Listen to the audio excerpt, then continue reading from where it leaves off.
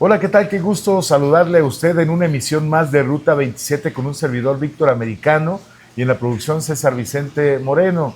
A usted que está al pendiente a través de las redes sociales, Facebook, Instagram, TikTok, el canal de YouTube de Víctor Americano Noticias.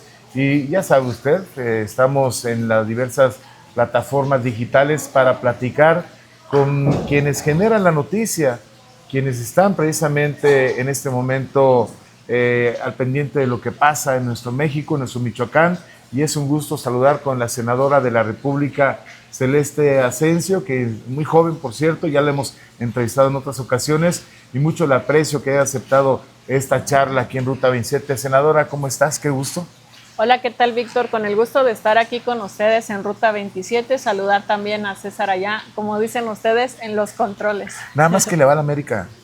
Ah, qué caray. Bueno, mira, entre americano maneras, y sí, América, aquí andamos. mejor me voy a la UNAM. Ándale, cierto, un saludo, por supuesto.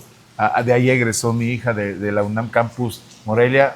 Excelente, excelente universidad también. También saludos a nuestros amigos Nicolaitas, no se nos vayan a sentir. También un atento saludo.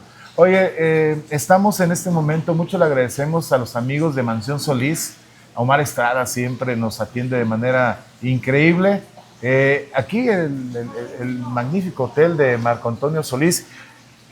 ¿Te gusta Marco Antonio Solís, su inspiración, sus canciones? Claro que sí, de hecho en la secundaria que estaba en la rondalla, Sí. pues de las canciones predilectas siempre fueron las de Marco Antonio Solís. Sí, ¿verdad? Lo que pasa es que ya hemos platicado con la senadora, pero pues toca guitarra, hemos visto en las redes sociales. ¿Todavía te da tiempo de tocar de repente la guitarra porque andas hiperactiva? Casi no, pero yo agradezco también mucho y saludo a un paisano allá en Paracho, Sí. que me regaló una guitarra viajera al señor David. ¿Ah, sí? Y con esa la traes para arriba y para abajo. Sí, bueno, a veces.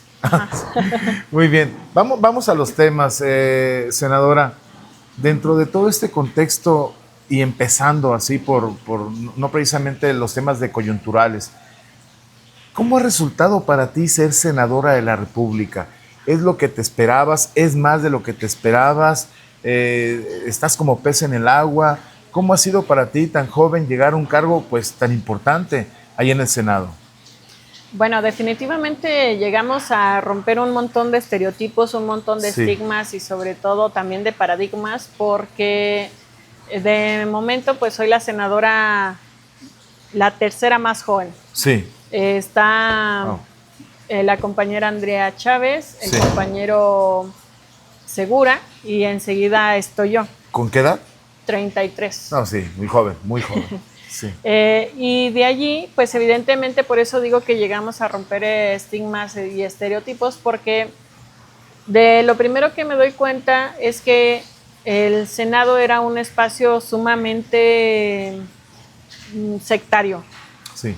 Casi no había oportunidad para las personas de pueblos y comunidades originarias. Todavía veo que hay muchas escaleras que no se han adaptado los espacios para personas con alguna discapacidad. En alguna ocasión que llegaron a ir nada más. compañeras y compañeros de aquí del estado de Michoacán con nuestro traje típico y demás, fueron discriminados y discriminadas. Entonces, ha sido una constante que estoy casi no peleando, pero sí discutiendo, sí seguimos luchando desde el interior de los propios espacios para que ya no haya este tipo de discriminación y pues al final del día seguir levantando la voz. Oye, Celeste, entonces cuando llegaste al Senado te diste cuenta, digo, yo creo que no fue necesario que pasaran varios días, y voy a decirlo yo y te lo pregunto, ¿un Senado sectario, racista y machista? Completamente. Completamente. Y con eso hubo que luchar. Digo, dices tú bien, no pelearse, pero sí luchar para que se entiendan las cosas de una manera que estamos viviendo en esta actualidad, ¿no? Sí, completamente. Entonces, desde allí, pues evidentemente podemos decir que anteriormente se tenían estos espacios donde, pues obvio, los políticos neoliberales todavía tenían todo como muy a su modo, muy a su estilo. Entonces ahora estamos llegando personas de pueblo, personas de territorio, a decir ya no más. Por otra parte, pues evidentemente, claro que me siento sumamente orgullosa. Sí. porque estuve acompañando a Andrés Manuel López Obrador del 2018 al 2024. Con él justo aplicamos austeridad republicana, nos redujimos el suelo, además de eso dijimos no a los moches. Claro. Eso pues evidentemente molestó a muchas personas. De hecho, si vemos los últimos índices, cada vez son menos las personas que se registran para ser diputados federales y más las que se registran, al menos en Michoacán, para ser diputados locales. Okay. ¿Por qué? Porque Michoacán es el tercer congreso más caro de México. Caray. A nosotros un diputado local nos cuesta muchísimo. Y justo fui de las únicas, Víctor, que tengo cuando menos 4 años diciéndolo y que todavía hice mucho hincapié ahora en las elecciones de 2024, que ojalá que nuestro grupo parlamentario de Morena presentara una iniciativa para la austeridad republicana también en el estado de Michoacán. Ajá. Hice muchas invitaciones en aquel entonces a quienes eran candidatos y candidatas locales. No se ha presentado, pero sigo haciendo la invitación. O sea, que el tema de la reforma electoral sea parejo. O sea, que venga desde lo federal, Senado de la República, Cámara Alta, Cámara Baja y los congresos estatales, incluyendo Michoacán. Acuérdese el tema de la reforma electoral que se está discutiendo actualmente, que ya fue presentada. Bueno, habla del tema de reducir los plurinominales. Platícame más, ¿cómo va el estatus de esta reforma electoral? Pues precisamente cuando nuestra presidenta, la doctora Claudia Sheinbaum Pardo, hace la presentación de esta reforma, lo primeritito que aborda es eso, cómo hay congresos locales en los que se gana más que la misma presidenta de la República, y hay otros congresos locales donde tienen un sueldo, no sé, de 50,000 pesos, por decir algo, ¿no? Claro. Pero si hablamos que un diputado local de los que ganan menos son de 50,000 pesos, imagínate que Michoacán sea el tercero más caro de la República Mexicana. Arriba de 100, entre 100 y 200,000 pesos.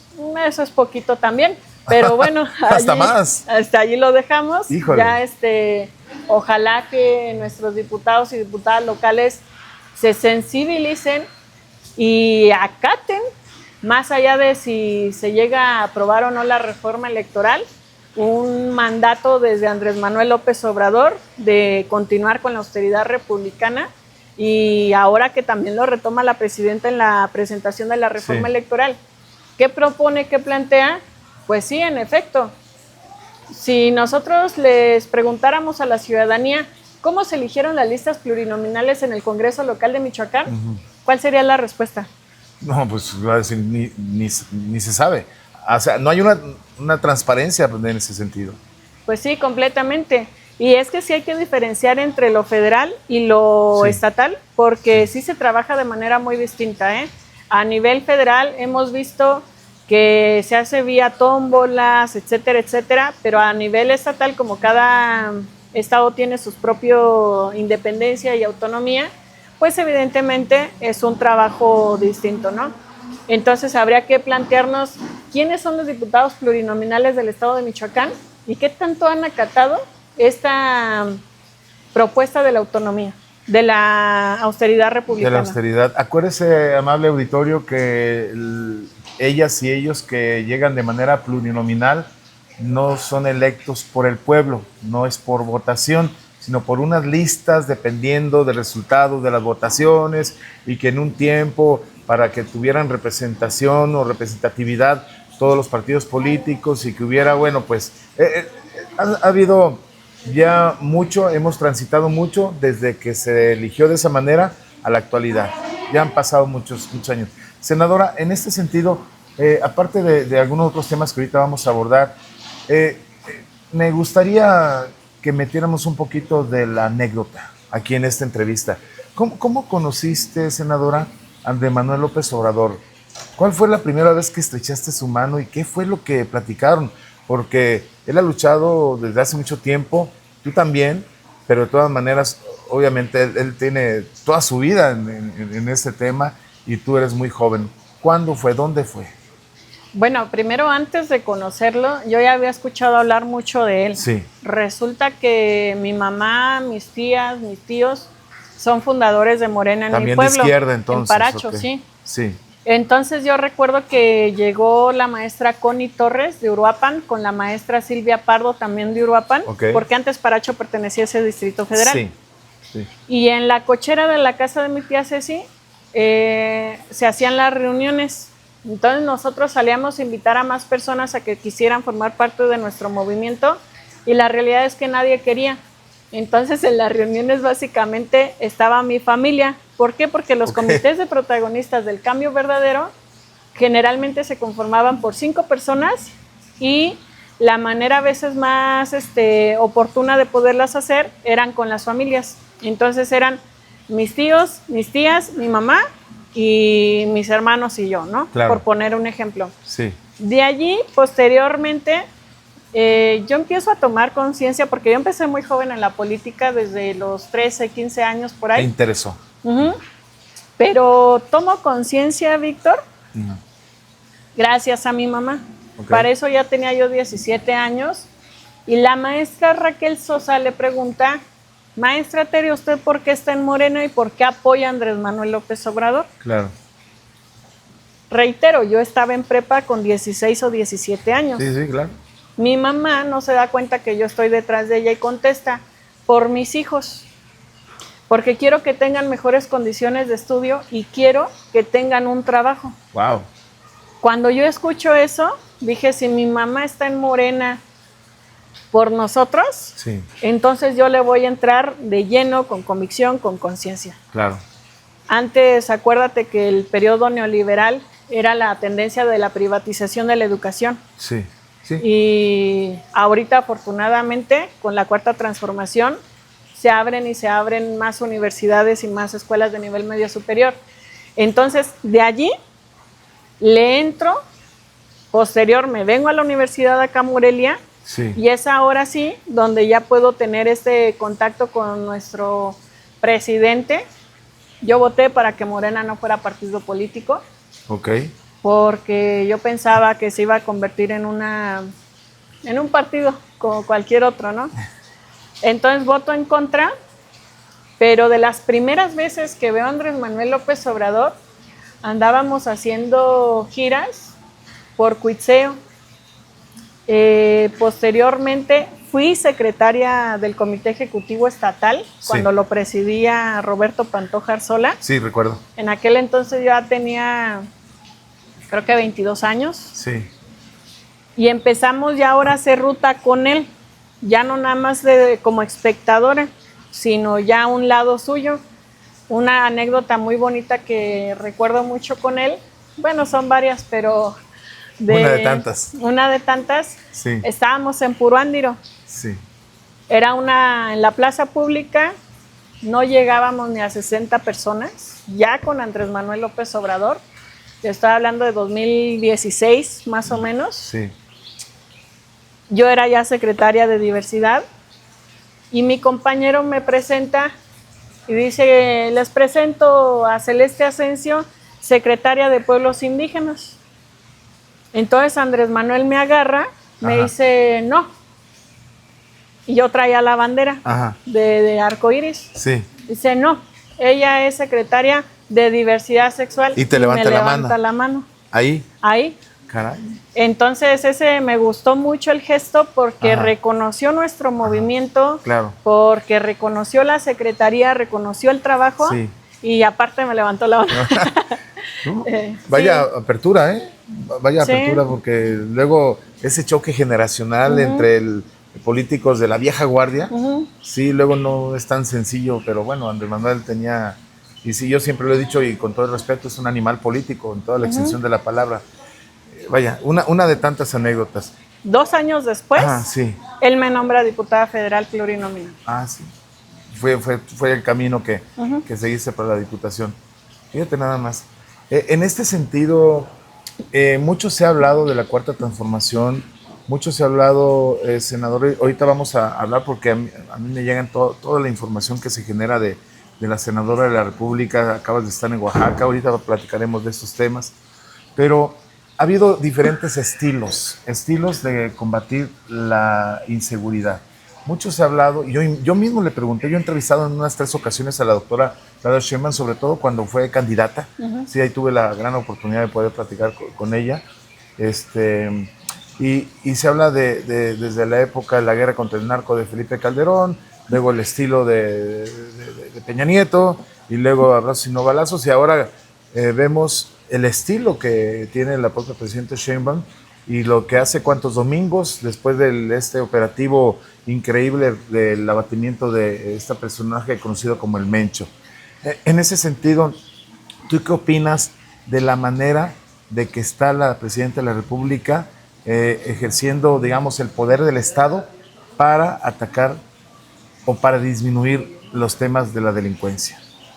Definitivamente, como dijéramos ahora en la chaviza, 10 de 10. 10 de 10. 10 de 10, no hay vuelta de hoja.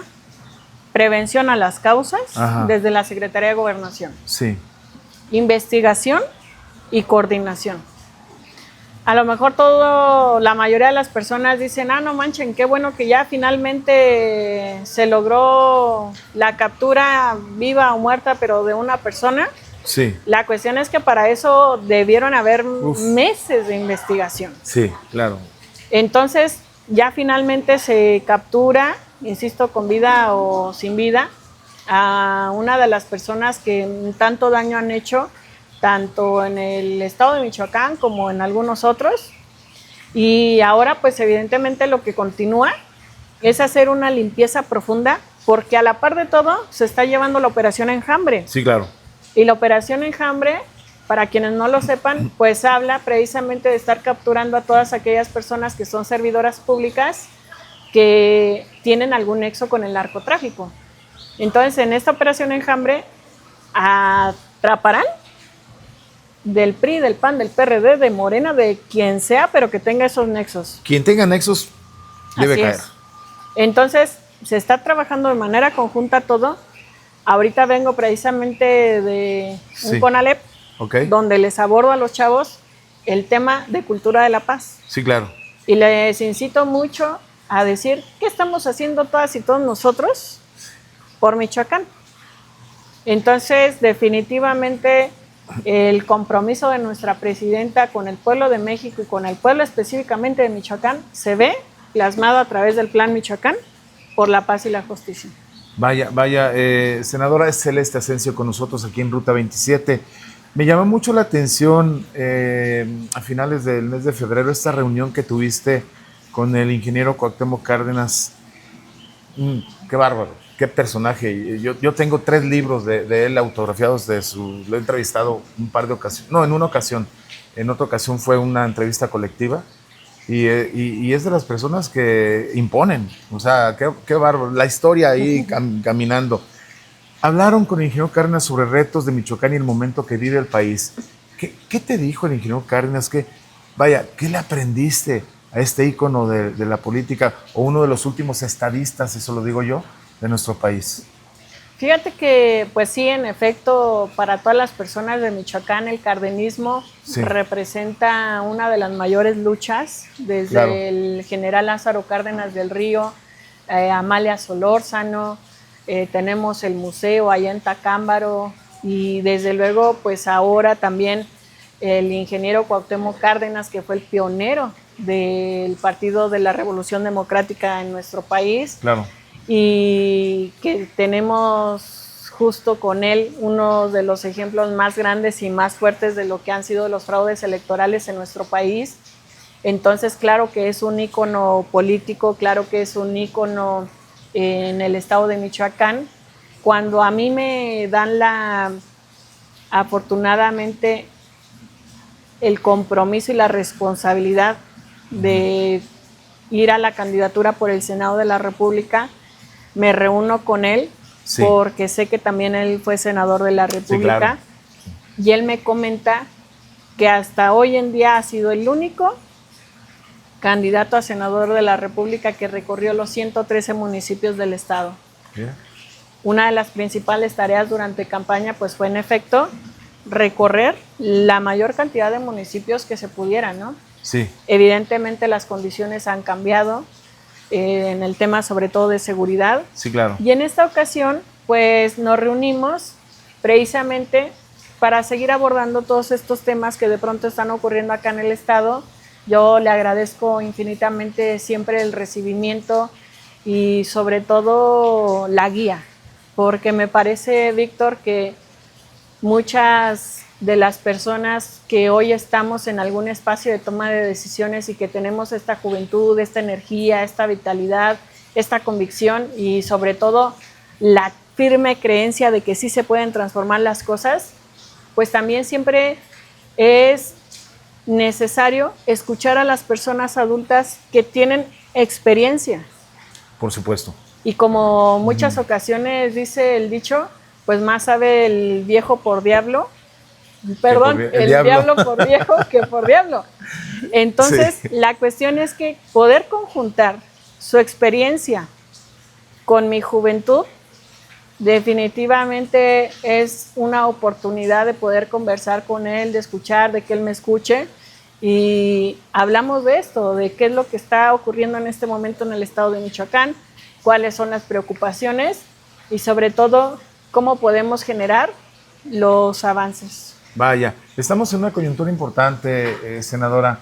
Yendo a la Ruta 27, a la coyuntura política electoral, bueno, ya platicamos de la reforma electoral, ya nos dio sus conceptos y entre otras cosas.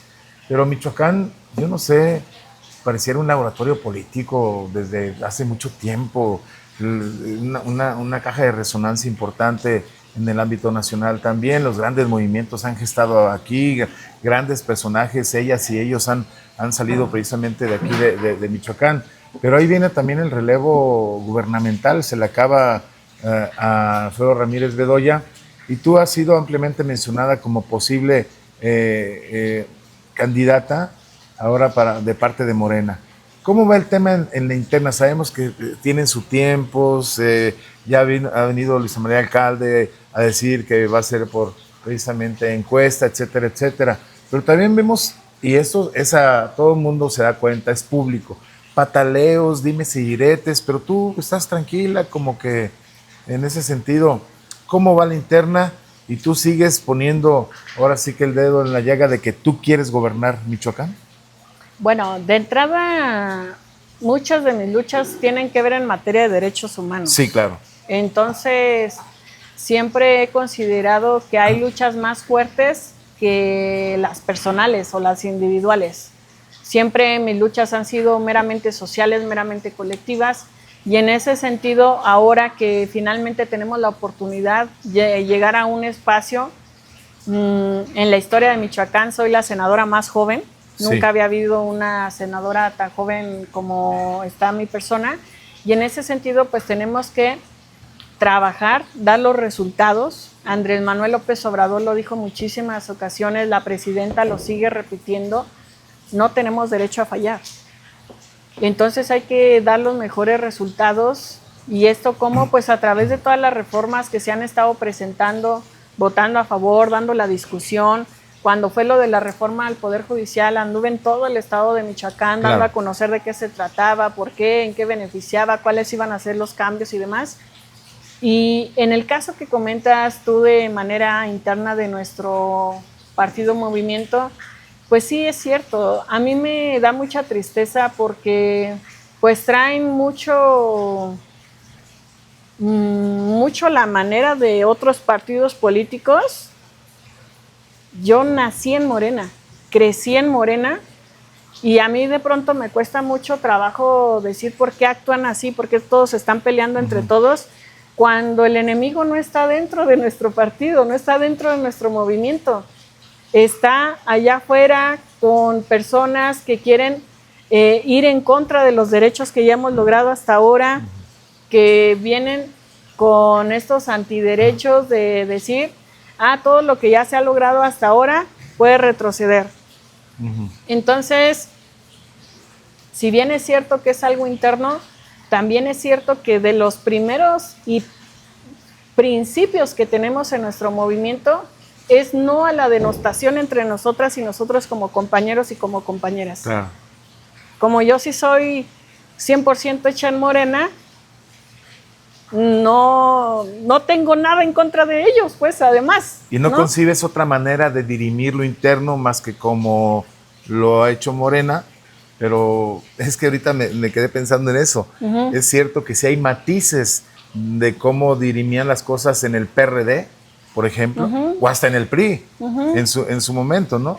claro. Bueno, porque así son las cosas. Entonces, en ese sentido, tú sigues firme con querer gobernar Michoacán, no sé cuándo, pero ¿a ti te gustaría gobernar Michoacán en algún momento de tu vida? A ver, no es lo que yo quiera, es lo que el pueblo de Michoacán considere que es lo mejor. Y eso nos tiene que quedar bien claro a todos los perfiles que en este momento están en una contienda interna. No es porque de pronto dicen, no, es que hay una deuda. ¿Cuál deuda? O sea, no es poner a la persona por arriba, sino no, para nada. Michoacán. O sea, somos un movimiento, somos un partido movimiento y nos tiene que quedar sumamente claro que hay un proyecto que en su momento se llamó Proyecto Alternativo de Nación, en este momento se llama Plan México, y todas y todos tenemos que concentrarnos en apoyar de la mejor manera desde los espacios en los que estamos en este momento y obviamente sí preocuparnos y ocuparnos de lo que está ocurriendo actualmente en el Estado.